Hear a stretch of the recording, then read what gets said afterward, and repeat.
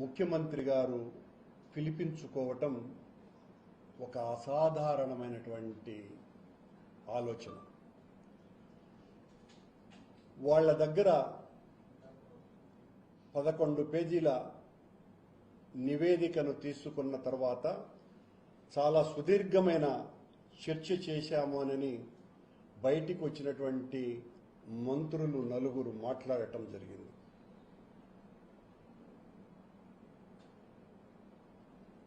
చంద్రబాబు నాయుడు గారిని కాపాడటానికి ఆయన చెప్పినటువంటి తప్పిదపు మాటల్ని సమర్థించటానికే మొత్తం వాళ్ళ ప్రయాస అంతా.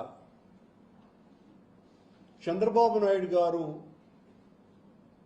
సెప్టెంబర్ 20 కూటమి సమావేశంలో వైసీపీ ప్రభుత్వంలో నెయ్యికి బదులుగా యానిమల్ ఫ్యాట్ను కలిపినారు లడ్డూలో అని ఆయన ప్రకటించిన తరువాత సుప్రీంకోర్టు ఆయన మాటల్ని ఆక్షేపించి అలా మాట్లాడటం మంచిదా అని ప్రశ్నించి వాళ్ళ ఆధ్వర్యంలో సిబిఐ నేతృత్వంలో సిట్టును ఏర్పాటు చేసింది. అందులో సిబిఐ అధికారులు, రాష్ట్ర అధికారులు కూడా ఉన్నారు. వాళ్ళు గత సంవత్సర కాలంగా సుదీర్ఘంగా విచారణ చేసి నివేదికను బయట పెట్టినారు. అది బయటికి వచ్చింది. ఆ రిపోర్టులో వాళ్ళు సమర్పించిన నివేదికలో చంద్రబాబు గారు పేర్కొన్నట్టుగా ఆ సప్లిమెంటరీ ఛార్జ్షీట్లో ఎక్కడా ఎన్డీడీబీ రిపోర్టులో కానీ ఎన్డీఆర్ఐ ఇచ్చినటువంటి రిపోర్టులో కానీ యానిమల్ ఫ్యాట్ కానీ చేప నూనె కానీ కలవలేదు అన్నటువంటి విషయం చాలా స్పష్టంగా వాళ్ళు పేర్కొనటం జరిగింది. అయినా ఈ రోజున మళ్ళీ ఆ ఛార్జ్షీట్కు సంతృప్తి చెందినటువంటి ముఖ్యమంత్రి గారు, క్యాబినెట్ ఆ అధికారులను పిలిపించి ఈ రోజున ప్రత్యేక విచారణ చేపడుతున్నాము కొద్దిమంది మీద అని ఆ మంత్రుల చేత విలేకరుల సమావేశంలో మాట్లాడించటం జరిగింది. అందులో ఒక ఆయన ఈ బోలేబాబా సరే, బోలేబాబాను తెచ్చినటువంటి ఆలీబాబా ఎవరు అనేటువంటి మాట కూడా మాట్లాడారు. ఈ బోలేబాబాను తెచ్చింది చంద్రబాబు గారి ప్రభుత్వం. 2018కి ముందే 18లోనే బోలేబాబా రంగప్రవేశం చేసినాడు. చేసి దాదాపు 87,000 టిన్నులకు పైగా ఆయన ఆ కంపెనీ సరఫరా చేసింది. చాలా స్పష్టంగా సిబిఐ నివేదికలో ఉంది. దాన్ని ఈ రోజున వీళ్ళు అది మా హయాంలో సరఫరా చేసినారు అనేటువంటి మాట మాట్లాడుతున్నారు. దీనికి బోలేబాబాకు ముందు పేరైనటువంటి హర్షవర్ష్ డైరీని అనుమతులు ఇచ్చింది చంద్రబాబు గారి ప్రభుత్వమే. బీజేపీ మంత్రి అయినటువంటి సత్యప్రసాద్ గారు బోలేబాబాను తెచ్చినటువంటి ఆలీబాబా ఎవరో మీకు అర్థమై ఉంటుందని అనుకుంటున్నా. నెయ్యిలో కల్తీ కలవలేదా అనేటువంటి మాట మాట్లాడుతున్నారు. ఈ సిట్ విచారణ 2019 నుంచి 24 వరకు వేశారు. ఈ సిట్టు విచారణలో తేలినటువంటి నిందితులైన ప్రీమియర్ డైరీ, ప్రధానమైనటువంటి నిందితుల్లో ఒకరైన ప్రీమియర్ డైరీ 2013 నుంచి 2024 వరకు నెయ్యిని అనేక మార్లు టెండర్లలో పాల్గొని సరఫరా చేసింది. మీకు ఈ రోజున స్వామి మీద నిజంగా భక్తి ఉంటే గత మీ ప్రభుత్వ హయాంలో కూడా సరఫరా అయినటువంటి నెయ్యి మీద మీరు విచారణ చేయించాలి. మరి ఆ రోజు సరఫరా చేసినటువంటి ప్రీమియర్ డైరీ 90% పైగా సరఫరా చేసిన ప్రీమియర్ డైరీ ఈరోజు కూడా సరఫరా చేసింది అన్న విషయాన్ని మీకు గుర్తు చేస్తున్నా. మీరు అన్నారు ఆ సమావేశంలో, మాకు భగవంతుడి మీద భక్తి తప్ప మరేమీ లేదు అని. మేము కూడా ఆ భక్తితోనే మిమ్మల్ని ప్రశ్నిస్తున్నాం. మీరు టీటీడీని టీడీపీకి రాజకీయ పావుగా వాడుకుంటున్నారు అన్నటువంటి బాధ మాది.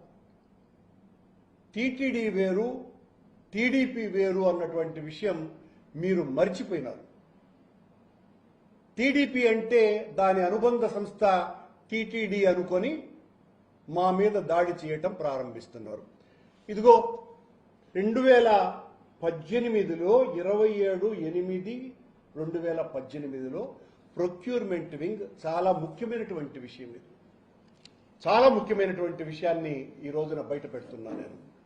87,750 కేజీల టిన్నుల నెయ్యిని కొనుగోలు చేసింది టీటీడీ. ఎందుకు కొనుగోలు చేసిందిరా అంటే చాలా స్పష్టంగా enhanced flavour of cow ghee through tins, అంటే నెయ్యికి ఆ ఫ్లేవర్ను అద్దటం కోసమని, ఆ మోల్డింగ్ కోసమని రోజుకు 975 కేజీలను కొనుగోలు చేసింది. ఎందుకు కొనుగోలు చేశారు మీరు? ఎందుకు ఆ మోల్డింగ్ కు ఎన్హాన్స్డ్ ఫ్లేవర్ ఘీ అంటాలనేటువంటి ప్రయత్నం చేసినారు? ఈరోజు నేను ప్రశ్నిస్తున్నా, ఆ రోజున మీరు వాడినటువంటి నెయ్యి కల్తీ నెయ్యి కనుకనే, ఆ నెయ్యి వాసన రాలేదు కనుకనే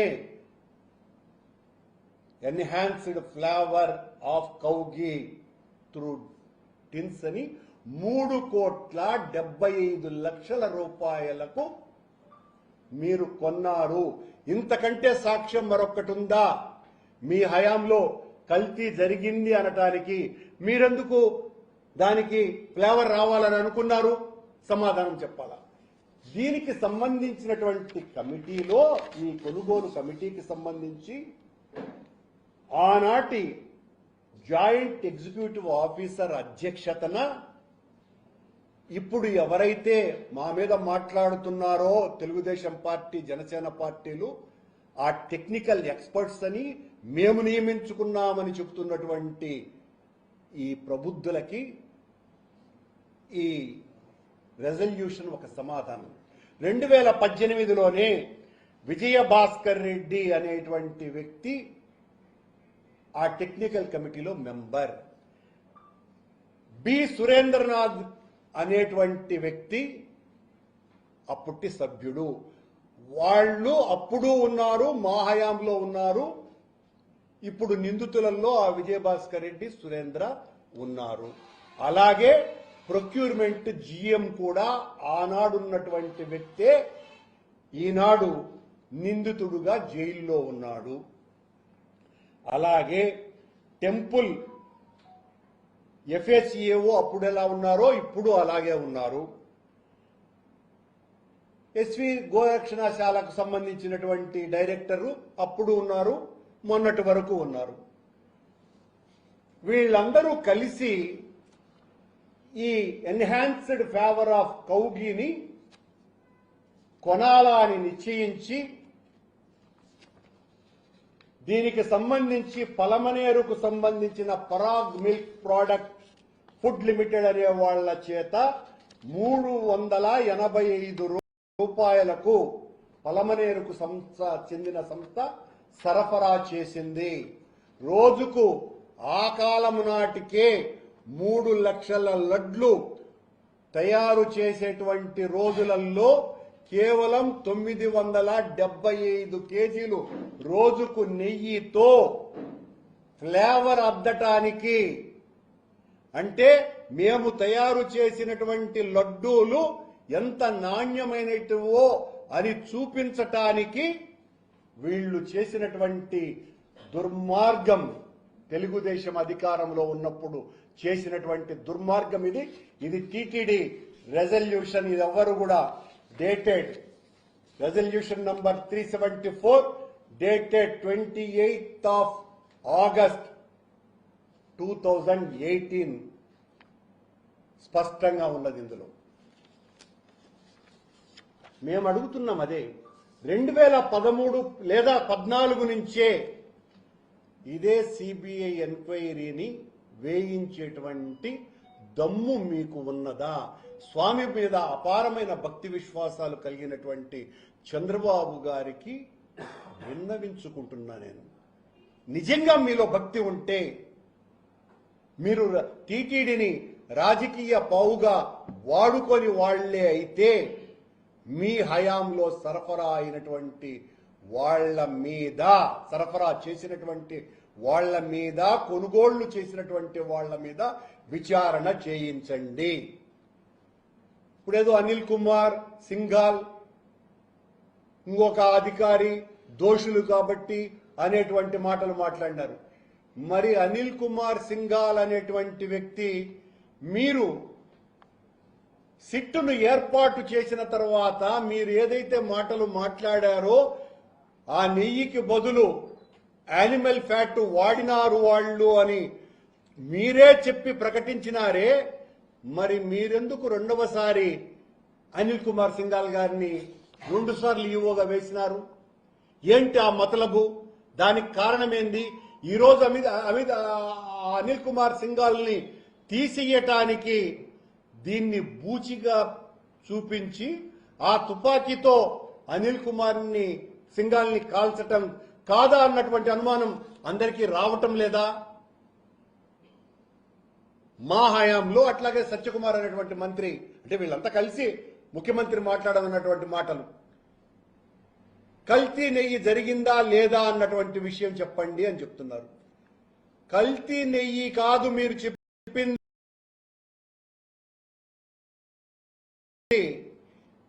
పంది కొవ్వు, ఆవు కొవ్వు, చేప నూనెతో తయారు చేసినటువంటి లడ్డూలు అని మీరు, చంద్రబాబు గారు, పవన్ కళ్యాణ్ గారు చెప్పినారు.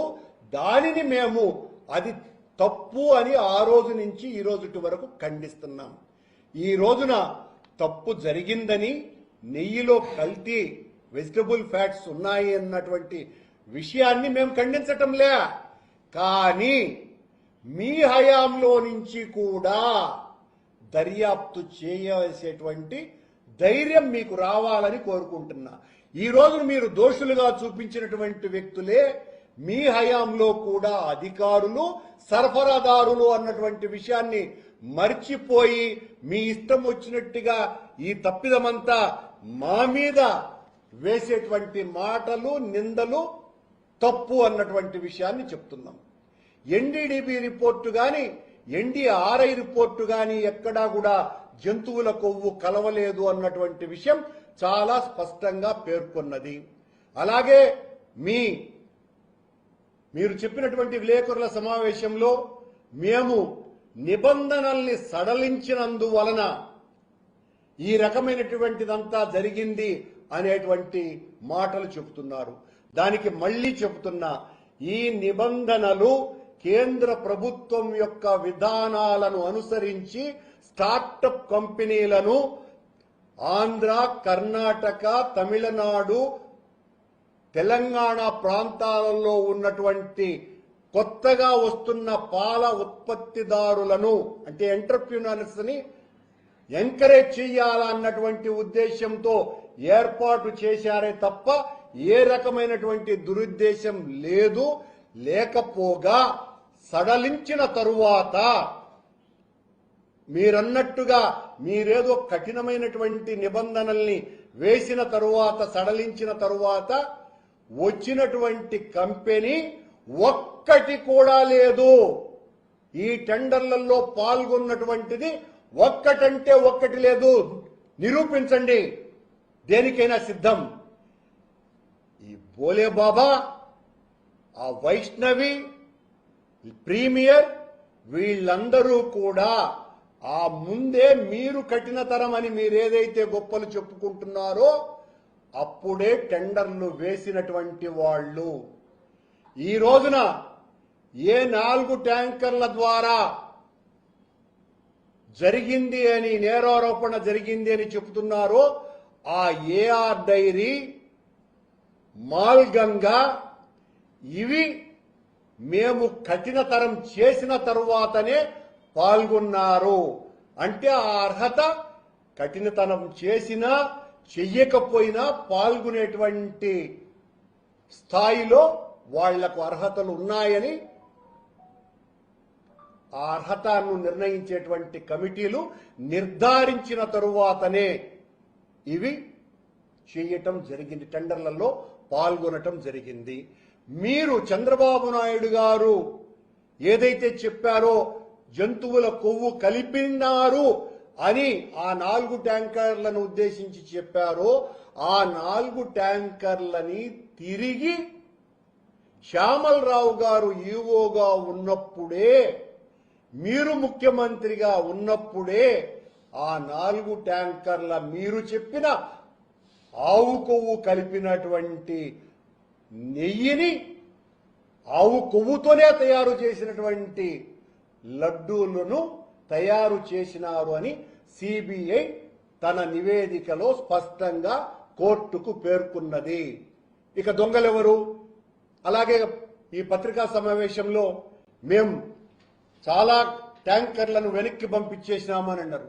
మా హయాములో 18 ట్యాంకర్లను పట్టుకొని ఆనాడున్నటువంటి ప్రామాణికతలకి సరిపోనటువంటి ట్యాంకర్లను మేము అంతకు పూర్వం తెలుగుదేశం ప్రభుత్వంలో చంద్రబాబు నాయుడు గారి ప్రభుత్వం కూడా 14 సార్లు రిజెక్ట్ కాబడ్డాయి అన్నటువంటి విషయాన్ని మరిచిపోతే ఎలా? నెక్స్ట్ సిఎస్ఆర్టిఐ సంబంధించినటువంటి రిపోర్ట్లు వచ్చిన తరువాత చైర్మన్ కు అందిస్తే ఆయన కళ్ళు మూసుకున్నాడు అని అంటున్నారు. టీటీడీ నిబంధనలను ఒకసారి చదవండి. టీటీడీ పాలక మండలి తనకున్నటువంటి అధికారాలను ఎగ్జిక్యూటివ్ ఆఫీసర్కు బదలాయించి అడ్మినిస్ట్రేషన్ అంతా కూడా అధికారులు చూస్తారు. అధికారులు మరి ఎగ్జిక్యూటివ్ ఆఫీసర్ని కలవకుండా చైర్మన్ నెలలు ఎందుకు కలిసినారు? మీరు ఎలా అంటారు ఆ మాట? చైర్మన్కి ఏ రకమైనటువంటి సంబంధం ఉంది? ఎగ్జిక్యూటివ్ అథారిటీ అంతా కూడా అధికారులది అయినప్పుడు అక్కడ మా ప్రభుత్వంలో ఉన్నటువంటి సుబ్బారెడ్డి గారి మీద నింద వేయాలని చూశారు.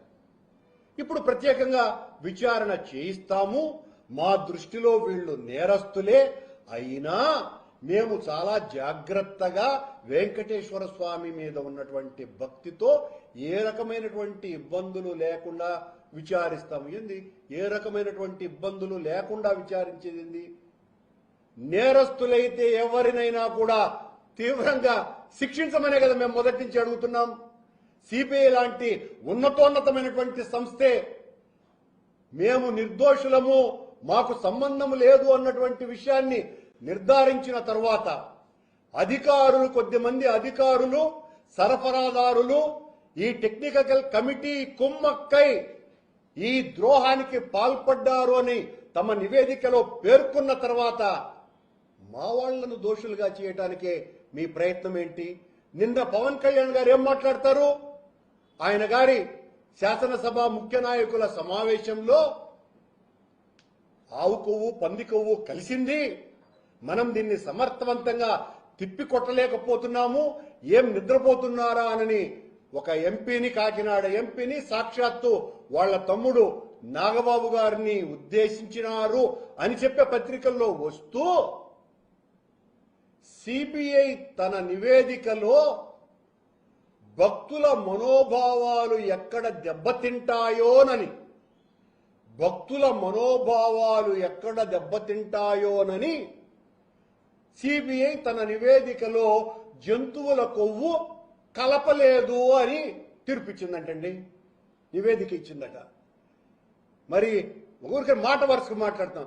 సిబిఐఏ విచారణ సంస్థే భక్తుల మనోభావాలు దెబ్బతింటాయని నివేదిక ఇవ్వకపోతే సనాతని నేను వెంకటేశ్వర స్వామి కాదు మొత్తం హైందవ జాతినంతా ఉద్ధరించటానికి కంకణం కట్టుకున్న అపర పీఠాధిపతిని నేను హైందవ ధర్మ పరిరక్షణ కోసమని ఆనాడు ఉద్ధరించిన మరో శంకరాచార్యునిలాగా నిరంతరం ఏ రాష్ట్రానికి పోతే ఆ రాష్ట్రంలో ఇలాంటి మాటలన్నీ మాట్లాడుతున్నారే పవన్ కళ్యాణ్ గారు. మీరెందుకు పంది కొవ్వు, ఆవు కొవ్వు, చేప నూనె కలిపింది అని చెబుతున్నారు స్వామి? ఓ పీఠాధిపతి వర్యా, ఒక అధికారే చెప్పలేదంటున్నారే. పీఠాధిపతులుగా ఉండి మీరు, సనాతన ధర్మ పరిరక్షకులుగా ఉండి మీరు భక్తుల మనోభావాలు మీరు మాట్లాడితే దెబ్బతినవా స్వామి? దీనికి సమాధానం చెప్పాలి మీరు. మేం తప్పు చేయలేదు కాబట్టే ఇప్పటికీ ఛాలెంజ్గా విసిరి మాట్లాడుతున్నాం. తప్పంతా మీదే. మీరు అనవసరంగా ఆనాడు జంతువుల కొవ్వు, పంది కొవ్వు కలిసిందని మాట్లాడి దాన్ని వెనక్కి తిరిగి తీసుకోవడానికి ఇష్టం లేకపోవటంతో మిమ్మల్ని సమర్థించటానికి తెలుగుదేశం పార్టీలో ఉన్నటువంటి నాయకులంతా ముప్పు తిప్పలు పడుతూ వాళ్ళకెవ్వరికీ కూడా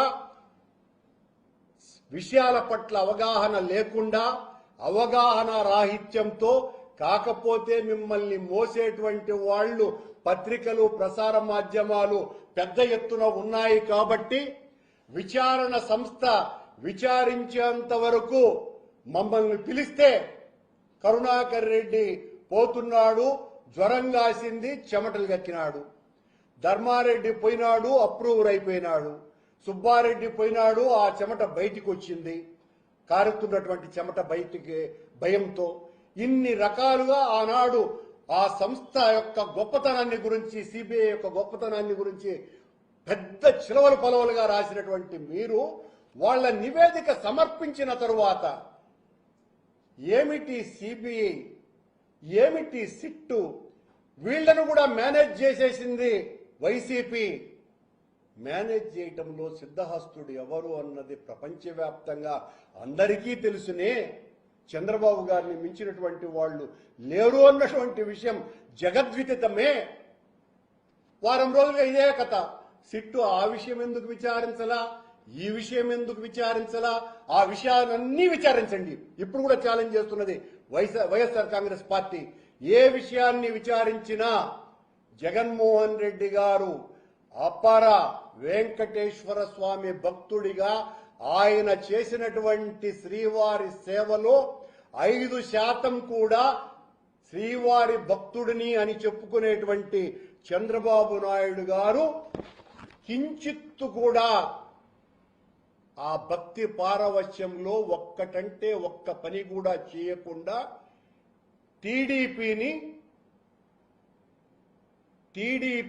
టీటీడీకి అనుబంధ సంస్థగా మార్చివేశారు.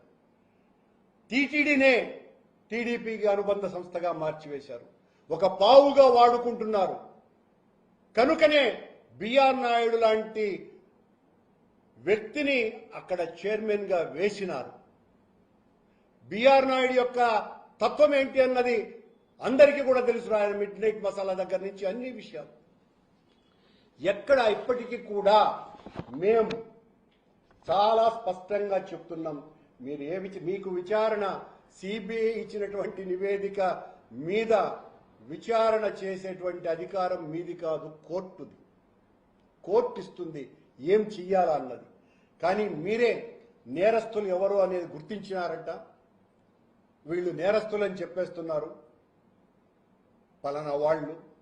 ఈ రకమైనటువంటి తీర్పులు ఇచ్చి ఇంకా కన్ఫ్యూజన్ చేసేటువంటి ప్రయత్నం మానుకుంటే మంచిది.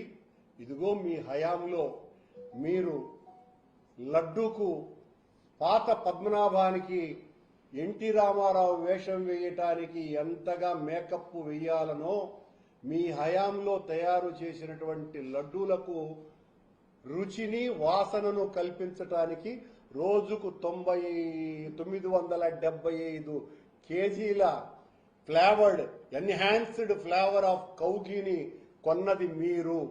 నిజంగా అవన్నీ మంచి నెయ్యితో తయారయ్యి ఉంటే ఇదెందుకండి ఈ ఫ్లేవరు నాకు అర్థం కాలా. ఎందుకు ఫ్లేవర్ చేయాలా, ఫ్లేవర్ ఇయ్యాలా? ఇదేమన్నా నేను తయారు చేసింది కాదే. టీటీడీ రెజల్యూషన్, చంద్రబాబు గారి టీటీడీ రెజల్యూషన్. వీటికి సమాధానం చెప్పి రేపు మళ్ళీ మా మీద దాడి చేయండి, మేము సమాధానం ఇస్తూనే ఉంటాం.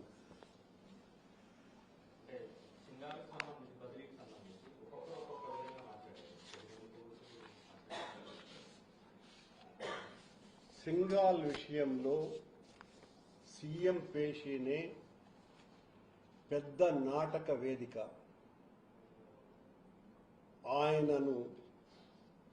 ఆయన ఏ సిఫారసుతో వచ్చారో మనకు తెలియదు, కానీ వచ్చిన రోజు నుంచి ఆయనను బదిలీ చేయాలా అన్నటువంటి సంకల్పం చాలా బలంగా నాటుకొని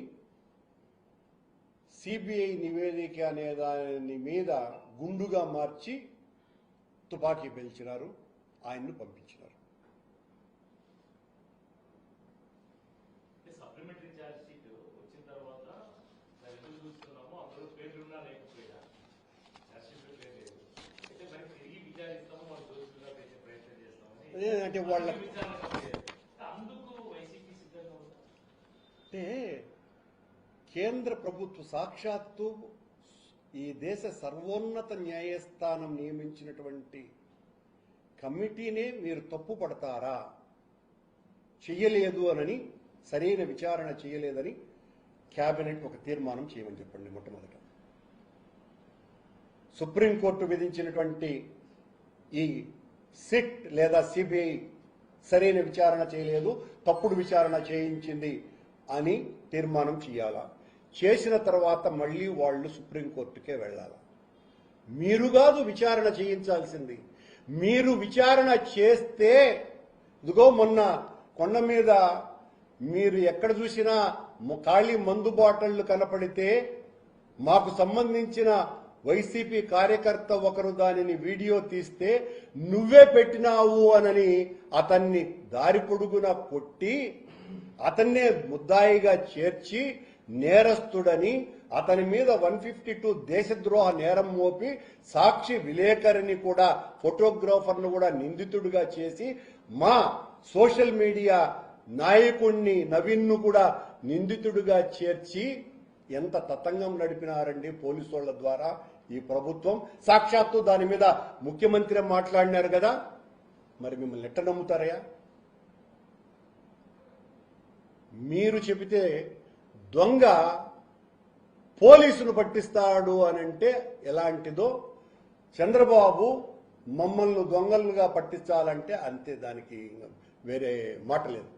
కనుక చంద్రబాబు నియమించేటువంటి వాళ్ళు కాదు, మళ్ళీ సుప్రీంకోర్టుతోనే చేయించండి, దానికి సిద్ధం. మేము మోడీ గారితో చేయించండి అని కూడా చెప్పటంలే. సర్వోన్నత న్యాయస్థానం ఆదేశం ప్రకారం మీరు ఈ సిట్ నివేదిక పూర్తిగా మేనేజ్ చేయబడ్డది, ఇది తప్పు, వైసీపీ వాళ్ళు కొనేసినారు దీన్ని అని ధైర్యంగా చెప్పమనండి. ఆరోపణ కూడా చేసేవాళ్లే కదా, చేసి తీర్మానం చేసి సుప్రీంకోర్టుకు పంపండి. ప్రభుత్వం పూర్తిగా ఈ సిట్ నివేదికనే తప్పు అని చెప్పే ప్రయత్నం చేస్తుందని చెప్పేసి 100% గత 5 రోజులుగా ఏమొస్తుందండి? ఈనాడు, ఆంధ్రజ్యోతి, తెలుగుదేశం పార్టీకి సంబంధించినటువంటి TV5, మహా టీవీ లాంటి సంస్థలు రోజు ప్రసారం చేస్తున్నటువంటిది ఏంది? ఆనాటి వరకు ఈ నివేదిక కోర్టుకు సమర్పించే వరకు రోజు మమ్మల్ని దొంగలు దొంగలు దొంగలను మాట్లాడినటువంటి వీళ్ళు ఆ రోజు నుంచి సిబిఐ సిట్ దొంగలుగా ఎట మారిపోయినారు వీళ్ళ దృష్టిలో. ఇప్పుడు వాళ్ళని దొంగలను చేశారు. మేము ఆనాడు చెప్తున్నాం, ఈనాడు చెప్తున్నాం, మేము తప్పు చేయలేదు, ఏ విచారణకైనా సిద్ధమని ఆ రోజు చెప్తున్నాం, ఈ రోజు చెప్తున్నాం. మళ్ళీ సుప్రీంకోర్టు విచారణ సంస్థను నియమిస్తే మా తప్పిదం లేదు అని దేవదేవుడే నిర్ణయిస్తాడు. ఈ రోజున దేవదేవుడే నిర్ణయించినాడు కనుకనే మా తప్పిదం లేదు అన్నటువంటి విషయం సిబిఐ ద్వారా కోర్టుకు నివేదన అందింది. అయినా ప్రభుత్వం ప్రజల్లోకి తీసుకెళ్లాలి, కల్తీ జరిగిందనే విషయాన్ని తీసుకెళ్ళాలి, క్యాబినెట్ కూడా చేసింది. మరి నివేదికలో లేదంటున్నారు, మీరు విచారణ మనం జరిపించాలి అని చెప్పేసి అంటున్నారు. అయితే నివేదికలో ఎట్లున్నా కల్తీ జరిగింది లేదా జంతువులకు కలిసింది అని చెప్పే ప్రయత్నమే ప్రభుత్వం చేస్తుందని చెప్పేసి అనుకుంటున్నారు. సాక్షాత్తు ఈనాడులో నిన్న ఉప ముఖ్యమంత్రి పవన్ కళ్యాణ్ వాళ్ళ శాసనసభ సమావేశంలో మాట్లాడినటువంటి మాట, తిరుమలలో వైకాపా చేసింది ముమ్మాటికి మహాపాచారమే అంటూ భక్తుల మనోభావాలు దెబ్బతినకూడదనే జంతువుల కొవ్వు కలిసిందో లేదో బహిర్గతం చేయలేదు సిట్ అని రాశారు. అంటే ఏం సంకేతం పోవాలని చేస్తున్నారు? ఏమిటి దీని అర్థం? భగవంతుణ్ణి, జగన్మోహన్ రెడ్డిని దెబ్బతీయటానికి, ఆయుధంగా వాడుకోవటానికి లడ్డూను ఒక బాంబుగా చేసి మా మీద వేసి మమ్మల్ని నాశనం చేయాలనే ప్రయత్నం చేస్తున్నారు.